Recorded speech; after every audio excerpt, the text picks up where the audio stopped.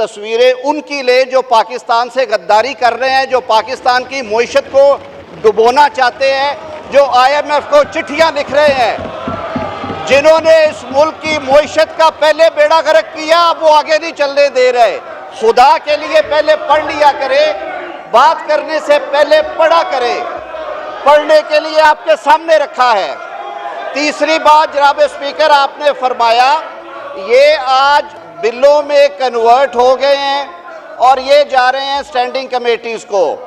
मेरी इस्तदा आपसे ये होगी कि इन्हें कहिए कि ये कानूनी तौर पे ये बताएं कि इनका ताल्लुक किस सियासी जमात से है, क्योंकि अभी तक जनाब स्पीकर के सेक्रेटेरिएट में इनके लीगल स्टेटस का ही तयन नहीं हुआ। और कल पेशावर हाई कोर्ट ने भी 5 जजेस ने कह दिया कि आप घर जाएं, आपका कोई इस्तेहकाक नहीं है। ये बताएं कि वो 3 करोड़ वोट सुन्नी इत्तेहाद काउंसिल को पड़ गए जिसने इलेक्शन ही नहीं लड़ा, जिन्होंने इलेक्शन में हिस्सा नहीं लिया। तो प्लीज बात करने से पहले उसे देख लिया करें। ये बिल जा रहे हैं, ये कमेटीज में जाएंगे, ये आईने पाकिस्तान के ताबे अपना लीगल स्टेटस इस्टेब्लिश करें कि इनका लीगल स्टेटस क्या है। उसके बाद ये अपने हिस्से के मुताबिक कमेटीज में जाएंगे और फिर ये बिल वापस आएंगे। ये ना हुआ तो आसमान नीचे आ जाएगा और जमीन जो है वो उल्टी हो जाएगी। ऑर्डिनेंसेस हैं क्या? ऑर्डिनेंसेस है सर। एक ऑर्डिनेंस है Pakistan postal services management board ordinance 2002, उस पे ये चेंजेस लाना चाह रहे हैं सर। उस पे एक आप देखें, रिमूवल ऑफ डिफिकल्टीज, ये एक एक नुक्ता, एक एक लफ्ज कानून का, उसकी इंपॉर्टेंस होती है। इसी वो कहते हैं सर मिसचिफ इन द लॉ। वो मिसचिफ इन द लॉ, यहां पे जो लोग बैठे हैं इनसे मैं चैलेंज करता हूं, चलें इनसे पूछें कि इनमें से कितनों ने ये पाकिस्तान पोस्टल सर्विसेज ऑर्डिनेंस पढ़ा है? क्या इस पे कोई डिलिब्रेशन हुई है? मुझे बता दें सर, मैं ओपन चैलेंज और ऑन ओथ हलफ लेके, ये ऊपर हलफ है, अल्लाह ताला के नाम लिखे हुए सर, मुझे ऑन ओथ बता दें किसी ने ये पढ़ा हो। मैंने नहीं पढ़ा सर, हमें तो यहां पे ये दिया गया है। नंबर 1 यहां पे सर, इस पे आप सेक्शन 5 को पढ़ें, substitution of section 28 ordinance of 2002। इसका 28, मैं डायरेक्ट पॉइंट पे जाता हूं, removal of difficulties, mischief in the law, जो कि आप समझें कि ट्रैप डोर अपने आप को बचाने के लिए, अपने लिए आसानियां क्या, अपने लिए खांचे बनाने के लिए। यहां पे आप पढ़ें sir, as may appear to be necessary for the purpose of removing the difficulty। as may be necessary क्या चीजें होंगी, वो डिफिकल्टी कौन तयन करेगा? किसी स्टैंडिंग कमेटी में ख्वातीनो ज़ात आप लोगों ने पढ़ा है? राजा अशरफ साहब आपने ये पढ़ा है? यहाँ पे खुर्शीद साहब जो है, खुर्शीद शाह साहब, क्या आपने पढ़ा है? And the answer is no. ये तहखानों में खांचे जो बना रहे हैं ये हुकूमत वाले सर, ये किसके कहने पे? दूसरा आ जाएं जनाब स्पीकर, यहाँ पे आप नेशनल शिपिंग कॉरपोरेशन पे ये इतनी लंबी चौड़ी आपकी तरामीम आ रही हैं जनाब स्पीकर, यहाँ पे नेशनल शिपिंग में आप ये तरामीम ला रहे हैं, इसको कौन सी स्टैंडिंग कमेटी ने पढ़ा है? यहाँ पे आप देख लें, फिर यहाँ पे आ जाता है, यहाँ पे सेक्शन 40 में आप रिमूवल ऑफ डिफिकल्टीज, मैं फिर वहां पे ला रहा हूं, ये बहरी जहाजों की बारे में बात कर रहे हैं। आपके रेट्स वहां पे फिक्स होते हैं, वहां पे आपके टूर्स लग रहे होते हैं, जहाज बाहर जा रहे होते हैं, बहरी जहाज, वहां पे सर आप अमेंडमेंट कर रहे हैं कि एज में appear to be necessary for the purpose of removing the difficulty. वही बात मैं पूछूंगा जनाब स्पीकर, उस चीज का वो नेसेसरी की डेफिनेशन हमें बता दें। क्या आप हजरात ने ये पढ़ा है? आपने पढ़ा है क्या? ये पटेल साहब कह रहे नहीं पढ़ा सर। यहां पे दूसरी बात आप देखें कि डिफिकल्टी कौन है, उसकी क्या कौन तयन करेगा? वहां पे आप खांचे खोल रहे हैं, वहां पे करप्शन का अंबार लगेगा और यहां पे हमारे मेंबर्स को, इनको पता नहीं है। उनको छोड़े सर, ये मुस्लिम लीग नून वालों को नहीं पता, इनको नहीं पता ये क्या कर रहे हैं। आगे आ जाए जनाब स्पीकर, आप यहां पे माशाल्लाह आपका नेशनल हाईवे अथॉरिटी का सर ये देखें, इस पे क्या कुछ नहीं हो रहा। रोड्स बनती हैं, नेशनल हाईवेज बनते हैं, उस पे ये सारे के सारे अमेंडमेंट्स, जनाब स्पीकर आपने तो हमें टाइम ही नहीं दिया इसका पढ़ने के लिए।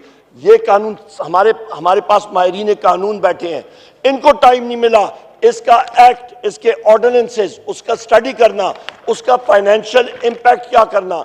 आप अपने ठेकेदार को अगेन, ये बात जिस वक्त मैं अभी इसको चेक कर रहा हूं सर, बार बार एक चीज आ रही है, यहां पे भी आपका पाकिस्तान नेशनल शिपिंग कॉर्पोरेशन में removal of difficulty, postal services में यहां पे ये आप देख लें जनाब speaker, page number 9, removal of difficulties again as may appear to be necessary for the purpose of removing the difficulty, as may be necessary का तयन किसने किया, उन मुश्किलात का, डिफिकल्टी का तयन कौन करेगा, हमें बता दिया जाए। रेट आगे ये अपने मन पसंद कॉन्ट्रैक्टर्स को दे रहे, पीछे मुल्क का दिवालिया हो जाएगा, अरबों रुपए के पहले ही हम लोग कर्जोई हैं, ऊपर ये माशाल्लाह अपनी जेबें फुल कर दें, पीछे रहेगा क्या, पहले भी होता जा रहा है, अभी भी। फिर आगे आ जाए जनाब स्पीकर आप, amendment for the privatisation commission ordinance.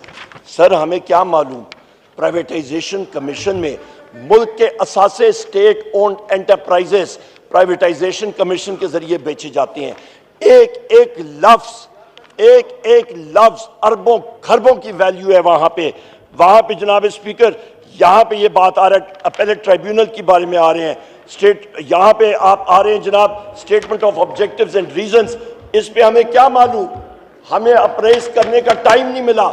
यहां पे आप करने जा रहे हैं प्राइवेटाइजेशन, किसका इंपैक्ट, ये नवीद कमर साहब रह चुके हैं प्राइवेटाइजेशन मिनिस्टर, इनसे पूछे इसका इंपैक्ट क्या होता है, क्या ये इसके साथ will नवीद कमर साहब be able to stand behind these amendments, क्या ये इसको सपोर्ट कर सकेंगे, क्या ये बाकी साथी इसको सपोर्ट कर सकेंगे जी? सर इसका इंपैक्ट फाइनेंशियल है, जवाब लेता हूं इससे, आप फिक्र ना करें, अरबों का नहीं है, खरबों का है। यहां पे सर मैंने जिस वक्त आपने मेरा माइक ऑन नहीं किया था, मैंने आपसे गुजारिश की थी आप पॉइंट ऑफ ऑर्डर पे तकरीर कर लेते हैं, पॉइंट ऑफ ऑर्डर की डेफिनेशन यहां से पढ़ लीजिए जी। सर मैं वाइंड अप करता हूं। सर मैंने आपसे रिक्वेस्ट की थी तस्वीर ले लें जो लोग इन ऑर्डिनेंस को सपोर्ट कर रहे हैं, क्योंकि ये ऑर्डिनेंसेस पाकिस्तान को बेचने के लिए हैं। हम लोग ऑन रिकॉर्ड ये लाना चाह रहे हैं और तारीख उनको याद करेगी कि इन्होंने पाकिस्तान को जी। मिनिस्टर साहब मैं दो चीज़ों की गुजारिश करूंगा, नहीं अब मैंने कोई पॉइंट हो, नंबर 1 ये जितने ऑर्डिनेंसेज हैं ये आप असेंबली में लाएंगे, कमेटियों को भेजेंगे, पास करेंगे या वैसे ही कर देंगे, एक ये सवाल भी है। दूसरा मिसचिफ इन लॉ का भी, जरा मिसचिफ इन लॉ उन्होंने कहा है, वो किया जरा मुझे उसकी समझ नहीं है, जरा वो भी एक्सप्लेन करें। लॉ मिनिस्टर का माइक खोलें। मेरे भाई बैठे हुए जो कानूनदान है, मेरा ख्याल है गौर अयूब साहब भी शायद प्रैक्टिस करते रहे हैं, उमर अयूब साहब, मुझे नहीं मालूम प्रोफेशन क्या है इनका, मेरी थोड़ी सी इल्मी का मायगी है। रिमूवल ऑफ डिफ़िकल्टीज़ अगर मैं सीने पे हाथ रख के बतौर वकील कहूँ तो गौर साहब मुझे बता दे कि कौन सा ऐसा कानून है जिसमें ये क्लॉज नहीं होती। बोर्ड्स को स्टेट ने जकड़ा हुआ था, गवर्नमेंट ने बोर्ड्स को ऑटोनॉमी दी गई है, कोशिश की गई है कि वो इफ़ेक्टिवली काम करें और उसी के लिए ये इख्तियार उन्हें दिया गया है।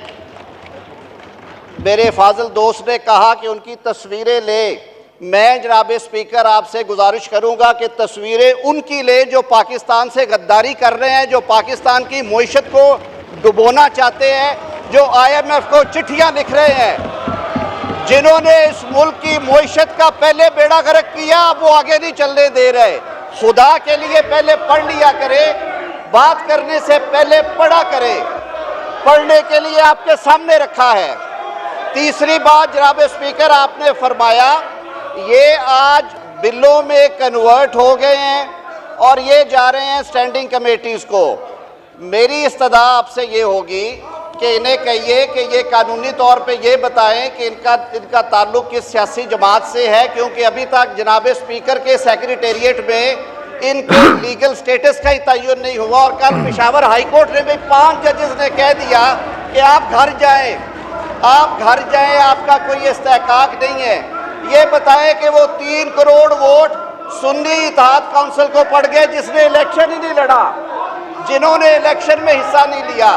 तो प्लीज बात करने से पहले उसे देख लिया करें। ये बिल जा रहे हैं, ये कमेटीज में जाएंगे, ये आईने पाकिस्तान के ताबे अपना लीगल स्टेटस इस्टेब्लिश करें कि इनका लीगल स्टेटस क्या है। उसके बाद ये अपने हिस्से के मुताबिक कमेटीज़ में जाएंगे और फिर ये बिल वापस आएंगे। मैंने नवीद कमर साहब के सवाल के जवाब में ये बताया कि वज़ीर आज़म साहब की हदायत है कि तमाम हलीफ जमातें अपने नुमाइंदे मुकर्रर करेंगी, किसी लेजिस्लेटिव बिजनेस को बुलडोज नहीं किया जाएगा। और मैं ये दरख्वास्त करूँगा अपोजिशन से भी कि मुल्क सबका है, रियासत सबकी है। खुदा के लिए, मुल्क को चलाने के लिए, मईशत को चलाने के लिए, गरीब आदमी की ज़िंदगी आसान करने के लिए आप भी अपना रोल प्ले करें। हर वक्त कैदी के पीछे ना खड़े हुआ करें। मैं एक चीज़ ज़रा पढ़ के बता देता हूँ। आर्टिकल 89 ऑफ द कॉन्स्टिट्यूशन का क्लॉज 3 पढ़ लें। An ordinance laid before National Assembly under sub-para 1 of para A of clause 2 shall be deemed to be bill introduced in the National Assembly. इसका B है, an ordinance laid before both houses under sub-paragraph 2 of paragraph A of clause 2 shall be deemed to be a bill introduced in the house where it was laid. जी खुर्शीद शाह साहब।